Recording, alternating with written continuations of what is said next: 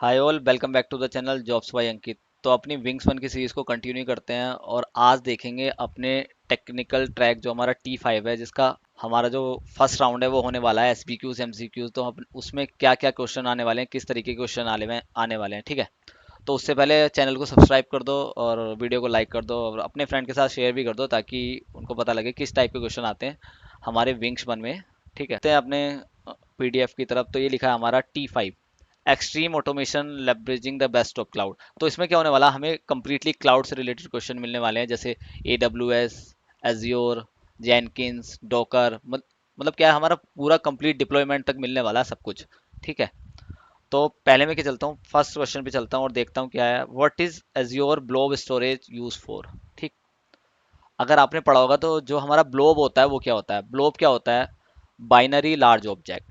Means जो भी आपकी मल्टीमीडिया फाइल हैं वो सब कुछ उसका एक कलेक्शन, हमारे जो बाइनरी डेटा का कलेक्शन किसी एक सिंगल एंटिटी में स्टोर कर दें तो हमारा वो ब्लोब ऑब्जेक्ट होता है, ठीक।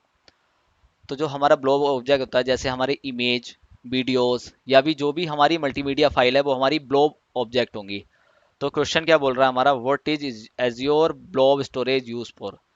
तो ब्लोब स्टोरेज किस लिए यूज होगी, ब्लोब स्टोरेज हमारी इमेज को, हमारी मल्टीमीडिया फाइल को स्टोर करने के लिए यूज होगी। तो जो हमारा ऑप्शन सी है, storing and managing the unstructured data like image and videos, उसको स्टोर करने के लिए हमारा एज्योर ब्लोब स्टोरेज का यूज होगा, ठीक है। तो ऑप्शन सी हमारा करेक्ट हो जाएगा। चलते हैं क्वेश्चन नंबर 2 पर। तो हमारा क्वेश्चन 2 है, what is azure logics apps used for. तो इन क्वेश्चन को करने की जो हमारा ट्रिक है वो ये है, अगर कोई हमें टर्म दे रखा है एज्योर लॉजिक्स एप्स, तो हमें पहले अपने माइंड में इसको सोचना है कि एज्योर लॉजिक्स एप्स होती क्या हैं, ठीक। तो जैसे हम यहाँ सोचते हैं कि एज्योर लॉजिक्स एप्स क्या होती हैं। एज्योर लॉजिक्स ऐप क्या है, एक हमारा कि क्लाउड प्लेटफॉर्म है जो हमारा यूज़ किया जाता है। किस लिए यूज़ किया जाता है, हमारा ऑटोमेटेड वर्क फ्लो को क्रिएट करने के लिए यूज़ किया जाता है, विदाउट यूजिंग एनी कोड, ठीक है। बिना कोड यूज़ करे हमारा जो भी इंटीग्रेटेड वर्क फ्लो है उसको यूज़ करने के लिए, उसको वो क्रिएट करने के लिए यूज़ किया जाता है, ठीक। अगर मैं ऑप्शन पे आता हूँ, ये तो हमारी होगी डेफिनेशन इसकी, creating the interactive user interface. तो यूजर इंटरफेस तो यहाँ थोड़ी बनाएंगे यार एजियो लॉजिक ऐप से, तो हमारा ऑप्शन ए क्या हुआ, इनकरेक्ट हुआ। मैनेजिंग वर्चुअल मशीन्स, ये भी इनकरेक्ट हुआ। अब ऑप्शन सी हमारा integrating work flows and process across the different services, ठीक। तो हमारा जो ऑप्शन सी है वो क्या बोल रहा है, integrating work flows and process across the different service, ठीक। क्रिएटिंग एंड मैनेजिंग डेटाबेस, तो डेटाबेस को क्रिएट और मैनेज करने के लिए लॉजिक एप्स का यूज़ नहीं होता। ये लॉजिक एप्स का यूज़ जो होता है हमारा कुछ इंटीग्रेटिव वर्क फ्लोज को क्रिएट करने के लिए, ठीक है। अब क्या आते हैं हम ऑप्शन, क्वेश्चन नंबर थर्ड पे आते हैं। क्वेश्चन थर्ड क्या है, what does azure active directory provide. तो ये तो सभी को पता होगा, मतलब एक्टिव डायरेक्टरी का यूज़ क्यों होता है। एक्टिव डायरेक्टरी का यूज़ हम हमें कोई अगर एक्सेस मैनेजमेंट पर्पज से यूज़ होता है, अगर कोई हमें एक्सेस अरेंज करना हो मल्टीपल, यानी कि बल्क में कोई एक्सेस अरेंज करना हो या सिंगल एक्सेस, तो उसका हमें AD का यूज़ पड़ेगा, ठीक है। तो ऑप्शन थ्री क्या कहता है, identity and access management for the Azure resource, ठीक है। तो क्वेश्चन नंबर 4 पर चलते हैं और देखते हैं, what is azure VCP stand for. तो पहले तो देखते हैं BCP क्या होता है। BCP हमारा क्या होता है, वर्चुअल प्राइवेट क्लाउड, ठीक है। ये हमारा वर्चुअल नेटवर्क है। तो BCP हमारा यूज किस लिए किया जाता है, हमारे वर्चुअल प्राइवेट नेटवर्क को क्रिएट करने के लिए यूज किया जाता है AWS में। ये तो हमारी हुई इसकी डेफिनेशन, ठीक है। अब ऑप्शन पे चलते हैं। Option, storing and servicing static file, तो ये तो होगा नहीं, इनकरेक्ट हो गया। Option B, running the containerize application, application को रन करने के लिए इसकी अलग कमांड होती है, ये भी हमारा क्या हुआ, इनकरेक्ट हो गया। Option C, creating a virtual private network in the AWS, ठीक है। जो अमेजोन BCP की डेफिनेशन है वो ये डायरेक्ट डायरेक्ट दे रखी है, creating a virtual network, virtual private network AWS cloud, ठीक है। तो ऑप्शन सी हमारा क्या हो जाएगा, यहाँ करेक्ट हो जाएगा, ठीक।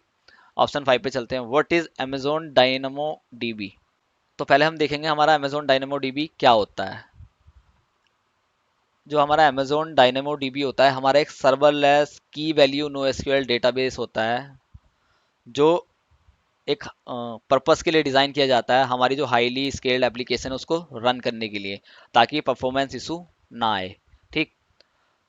तो अमेजोन डायनेमो की ही डेफिनेशन से हमें क्लियर है, इसमें नो एसक्यूएल का यूज़ होता है। तो ऑप्शन सी हमारा ए नो एसक्यूएल डेटाबेस सर्विस, तो यहाँ ऑप्शन सी हमारा करेक्ट हो जाएगा। ठीक, क्वेश्चन नंबर 6 पर चलते हैं और देखते हैं what does the AWS Elastic Beanstalk service provide. तो एडब्ल्यूएस इलास्टिक बीन सर्विस क्या प्रोवाइड करती है? इलास्टिक बीन सर्विस कहती है कि हम अपने एडब्ल्यूएस के अंदर, हमारे एडब्ल्यूएस के अंदर मतलब बहुत ज़्यादा इजीली अपने एप्लीकेशन को डिप्लॉय कर दें अपने एडब्ल्यूएस क्लाउड प्लेटफॉर्म पर विदाउट लर्निंग एनी इंफ्रास्ट्रक्चर। मतलब हमें इंफ्रास्ट्रक्चर को रन करना ही नहीं है, जो हमारा फिजिकल इंफ्रास्ट्रक्चर है उसको हमें याद ही नहीं करना, मतलब कुछ उसके बारे में अगर हमें नॉलेज नहीं है तो हम डायरेक्टली क्या कर सकते हैं, एडब्ल्यू इलास्टिक बीन की हेल्प से अपनी वेब एप्लीकेशन को डिप्लॉय कर सकते हैं। ठीक, ये तो हमारी इसकी डेफिनेशन हुई। तो चलते हैं ऑप्शन ए पर, मैनेज द फाइल स्टोरेज। ये तो बिल्कुल भी नहीं होगा, फाइल स्टोरेज मैनेज करने के लिए ब्लॉब का यूज़ होगा। फिर option B manage Kubernetes service, ये भी नहीं होगा। Platform as a services for deploying the web application. ठीक है, जो अभी हमने देखा था एडब्ल्यूएस इलास्टिक बीन किस लिए यूज़ होता है, डिप्लॉइंग द वेब एप्लीकेशन को डिप्लॉय करने के लिए इसका यूज़ होगा। ठीक, question 7, how does जेनकिन integrated with azure service. तो एज्योर की सर्विस को, यानी कि कोई हमारा एक प्लेटफॉर्म है दूसरे प्लेटफॉर्म से लिंक कब होता है, कैसे होता है, जब उसका प्लगइन उसको अलाउ करेगा, यानी किसी प्लगइन की नीड पड़ेगी ना। तो ऑप्शन सी हमारा क्या होगा, करेक्ट हो जाएगा। Jenkins provide plugin to interact with the various Azure services. ठीक, ऑप्शन सी हमारा करेक्ट हो जाएगा। क्वेश्चन नंबर 8, तो ये क्या रहेगी हमारी स्ट्रेटेजी रहेगी अगर हम सपोज करो हम जानते ही नहीं है एज्योर जैन के इंटीग्रेट कैसे होता है, तो इंटीग्रेशन में तो भाई प्लगइन्स का यूज़ होगा ही होगा। ठीक है, तो ये भी ऑप्शन एलिमिनेशन मेथड का यूज़ करके आप कर सकते हो। ठीक, question number 8, what does the main function of the जेनकिन pipeline in the context of continuous integration continuous delivery. ठीक, तो कंटिन्यूस इंटीग्रेशन कंटिन्यूस डिलीवरी किस लिए यूज होता है, हमारा ऑटोमेट करने के लिए, build test and deployment process के लिए। ठीक है, तो ऑप्शन सी हमारा क्या हो जाएगा, करेक्ट हो जाएगा। ठीक, क्वेश्चन 9 पर चलता हूँ, what does the purpose of जेनकिन agent in the context of CICD. CICD के उसमें जेनकिन एजेंट क्या करेगा। तो हमारा जेनकिन एजेंट है वो एक हमारा एक कंटेनर, एक मशीन है जो क्या करेगा, वो कनेक्ट करेगा हमारे जेनकिन कंट्रोलर को। जेनकिन कंट्रोलर को कनेक्ट करने के बाद वो एक टास्क एग्जीक्यूट करता है, जो भी कंट्रोलर उसको कमांड देगा उसको क्या करेगा, उस टास्क को एग्जीक्यूट करेगा। तो जेनकिंस हमारा किस लिए होता है, to execute and build the deployment task on the remote machine. तो ऑप्शन सी हमारा क्या हो जाएगा, करेक्ट हो जाएगा। ठीक, which command is use to build a Docker image from the Docker file. ठीक, तो हमारा जो डॉकर बिल्ड कमांड है उसका यूज होता है हमारा डॉकर इमेज को क्रिएट करने के लिए डॉकर फाइल से। ठीक, तो हमारा ऑप्शन ए क्या हो जाएगा, करेक्ट हो जाएगा। ऑप्शन बी, ऑप्शन बी क्या कहता है, डॉकर क्रिएट। तो डॉकर क्रिएट क्या करेगा, एक एक कंटेनर को क्रिएट करेगा, जो भी हमारी इमेज होगी ना डॉकर की, उससे एक कंटेनर को क्रिएट करेगा विदाउट रनिंग द इमेज।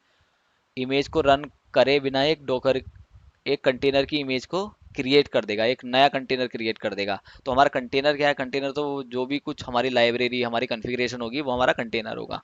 ठीक, डॉकर रन क्या करेगा, डॉकर रन हमारा इमेज को पुल करना स्टार्ट कर देगा। ठीक, डॉकर कंपोज, जैसे ही हम डॉकर कंपोज टास्क को रन करेंगे, जो हमारे मल्टीपल कंटेनर होंगे, अगर हमें मल्टीपल कंटेनर को रन करना होगा तो हमें डॉकर कंपोज की नीड पड़ेगी।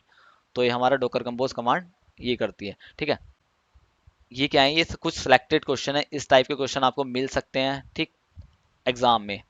तो चैनल पर बने रहें। अब जैसे ही आपका जो हमारा पहला राउंड क्लियर होगा एमसीक्यूज एसबीक्यू, उसके बाद क्या होगा, हमारा हैंड्स ऑन होगा। ठीक है, तो एसबीक्यूज एमसीक्यूज क्लियर होने के बाद मैं क्या करूँगा, हैंड्स ऑन भी अपने इस यूट्यूब चैनल पर लेकर आऊँगा। चैनल के साथ बने रहे और हाँ, सब्सक्राइब करना ना भूलें, लाइक करें, शेयर करें। Thank you.